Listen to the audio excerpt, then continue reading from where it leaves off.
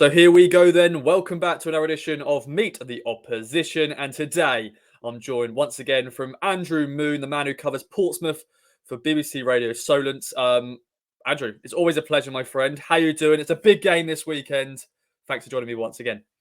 No, thanks for having me. It is a really big game, and these are the ones you really look forward to. It's Portman Road's always a great place to go, but it's perfectly set on Saturday, so definitely one to be excited about. Yeah, second versus third, a massive crowd. League One, it doesn't get bigger. It does not get bigger, and I'm looking forward to it. Let's recap the season so far then, Andrew. Third in the league for Pompey, still unbeaten. Didn't play on the weekend because of international call-ups and all that sort of stuff. But good start to the season for Pompey. Yeah, brilliant start to the season. Even Danny Cowley admitted last week that Pompey got more points than he even thought they would have at this point of the season. Even last year, Pompey started well, 3 wins and a draw to start, and then fell away. But even when they're winning games, they weren't looking that good. And I think what's so pleasing for Portsmouth is not just the results, which are excellent. You could always have blown a game here or there and lost one that you drew, or drew one that you lost. And there's always going to be a bit of variance in the points you get. But I think most pleasingly, the performances have by and large been really good. The summer recruitment at this stage is looking really good. And Pompey, if they can keep certain key players fit, look like they have a team, a way of playing in order to be definitely in the top 6 for much of the season. And who knows, if everything goes your way, maybe battling for the top 2. And I don't necessarily think the expectation was as high to be that far up the table back in the summer. Yeah, and next question is sort of talk about the current mood, but I'm sure a lot of it is all positive because they're start of the season. What the fans, Dele Cowley, as you mentioned, he's already saying he's got more points than he expected his side to be, but the current mood must be good. Yeah, when you haven't lost a game in the league, it's always going to be positive. The fans are singing out the manager's name. You feel there's some real stars developing in the team, and it just looks really, really positive at the moment. Now, one thing Pompey don't have is the squad depth that Ipswich and Sheffield Wednesday have. So they are always going to be slightly vulnerable to losing key players to injury. But if you can keep those players fit, it's positive. Fans are turning up and enjoying themselves at Fratton Park as you hope they would. Yeah, I'm sure Fratton Park is bouncing at the moment. I'm sure that away end will be bouncing as well at Portman Road this weekend. Let's talk about then the danger men. As you said, they ain't got depth, but you've got a good starting 11. Let's bring up the last starting 11 against Plymouth, which was a draw, of course. And, we played Plymouth and we lost, which is on Sky, but we normally lose on TV. But there's so many players here that stand out straight away. But I'll let you sort of rattle out. One obvious one is Corey Bishop. He's one who always scores against us. When he was playing for Accrington, would he do the same with Pompey? But take it away, my friend. Who do you want to start with? Yeah, I think the front two are key because Bishop's been excellent since he's come in, but arguably the star has been Dane Scarlett, who has been excellent since coming on loan from Tottenham. Never really played a significant amount of men's football before, so you always are slightly wary of how players are going to adjust. For example, last year, Pompey had Miguel Aziz, who was highly rated in the Arsenal Academy, and he just couldn't really make the switch to League One, really struggled and went back in January. Scarlett looks fantastic. He's scored goals. He looks sharp. He's quick. He's dangerous. He's intelligent. He's really well respected within the squad.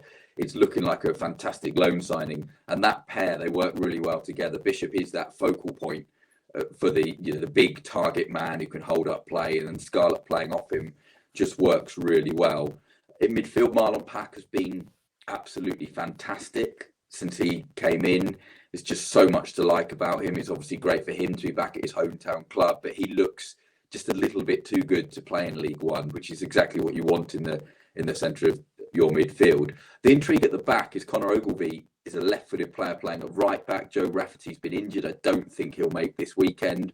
So it will be interesting to see whether he continues there or whether there's another reshuffle at the back. Ogilvie's done really well at right back, but what's been surprising is how people haven't really tried to put him under pressure going down the outside.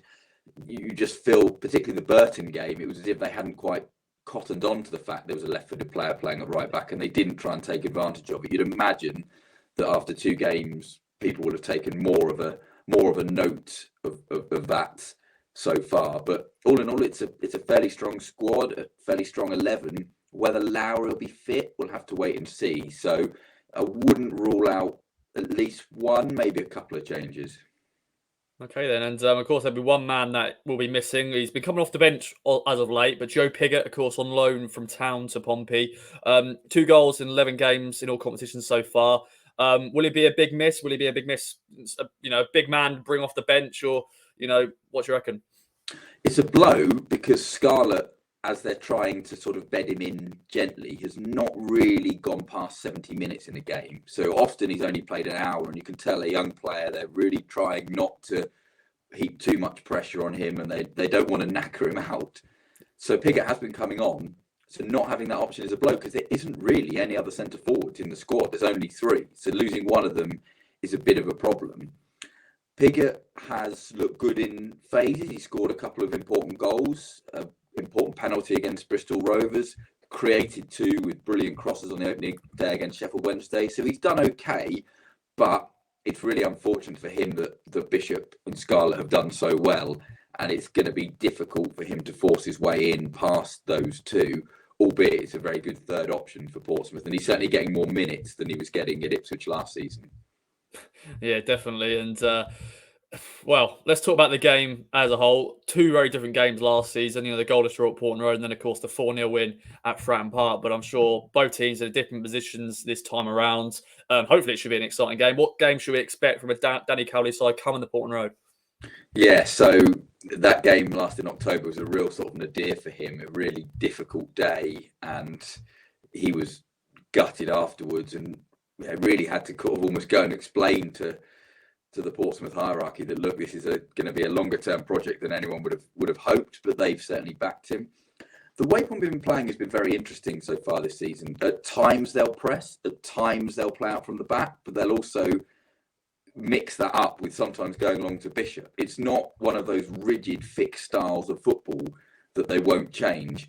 They're built on a really solid defence. I think they'll be focusing on that, but you'll have to kind of watch and look out for how there will be times that they knock it around the back 4 very comfortably, but there will be times when they want to try and play through, and there'll be times when they'll try and draw Ipswich out, and if Ipswich come to press, then try and go over the top and go straight to Bishop. So there is that bit of variety. You really feel, unlike last season, that this is an 11 and a team playing how Danny Cowley wants it to play. He's got people that are comfortable on the ball, that know what they're doing, want to execute the game plan. And actually, almost, I think one thing that Pigott is having to adapt to is that he really wants to defend from the front, and there's an important role for the strikers out of the ball, which is not when you're not in possession, which is not always something you're always going to have with teams. So it's a fairly designed way of playing. Danny Cowley will absolutely have loved having 2 weeks on the training ground with his team, because international call-ups, although Pompey had 3, it was Bolton who called the game off. I doubt it would happen because Pompey lost Griffiths, their goalkeeper, and only have a rookie backup. But there was only 3 players off on international duty. So from Danny Cowley's point of view, he would have had 2 weeks with his squad, and he's the kind of manager that would absolutely love having 2 weeks on the training ground with his side. So there certainly can't be any excuses for his team not being well prepared for it. Very true, very true. And let's talk about how you're feeling then, my friends. Come on the Portman Road. I'm going to say it once again. It's a big game at Portman Road. The crowd is going to be incredible. What do you reckon then? Marcus Harness taking on his former club, Connor Chaplin as well. I'm sure they may want to have something to say in this game. What do you reckon then?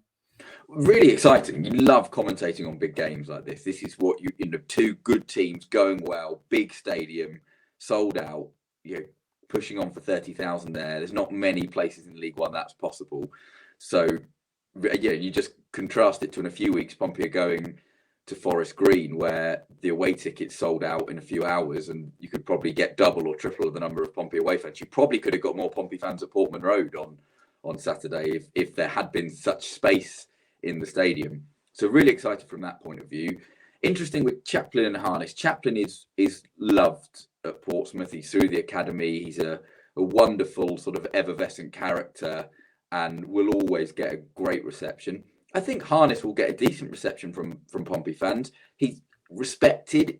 It just didn't quite go his way at Portsmouth in terms of he wasn't able to help the team get over the line and he was inconsistent.